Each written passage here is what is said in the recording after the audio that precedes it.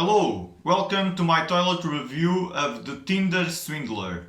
This is a Netflix documentary that it's been on Netflix for around 1 week almost.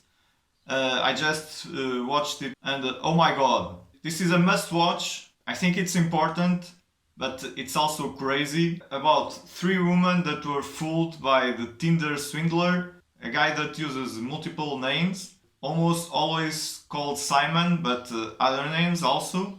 This is really crazy, but I think it's also important that people watch it and people pay attention to the red flags, but also that people look for different things when they are looking for a partner or a friend or wherever they are looking for, but especially on social networks and especially social dating networks. This is like a warning story, I would say, for people to be more alert and more careful. Because although it's not the network fault, they also allow this to happen and kind of promote it, so they have a lot of traffic and make money out of it.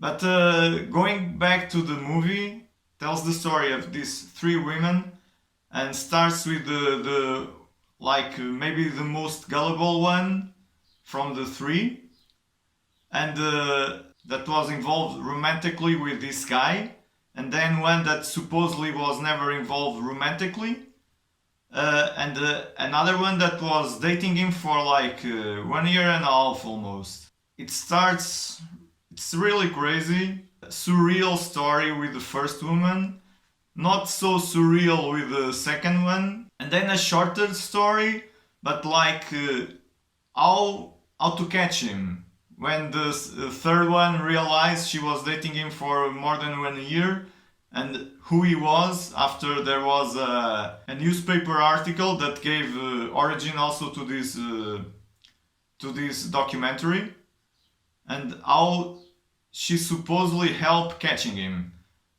Look, this is told from their perspective, so we don't have the perspective of the guy.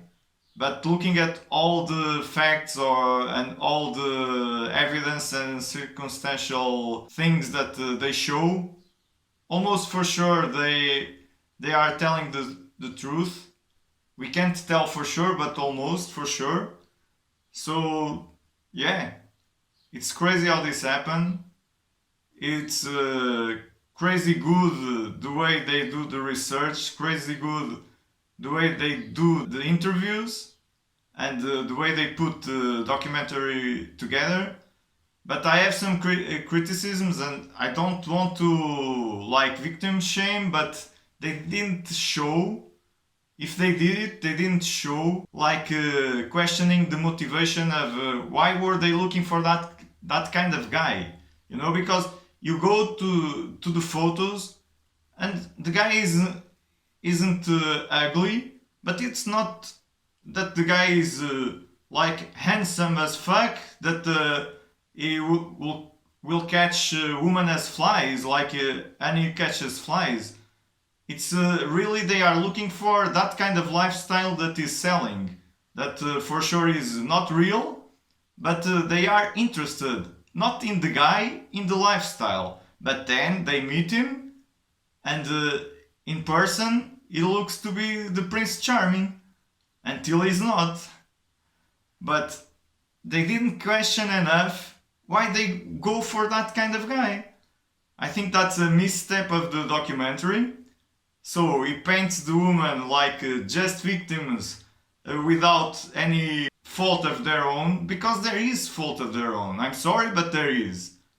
Of course, like 99% of what happens is the guy's fault, but 1% at least is those girls' fault, because if they weren't looking for that kind of person, they wouldn't meet him. But anyway, I really enjoyed the documentary. I think it's really important to watch and to spread. I don't know, do something to avoid this to happen. I don't know what. But for sure, pressure Tinder, pressure Instagram, to kick that guy out or at least flag him so people know who he is and what he is. Anyway, going by my rating, I have to give it 2 poop emojis because of those issues that I said, being that my rating goes 10, it really stinks, 0, there's no stink.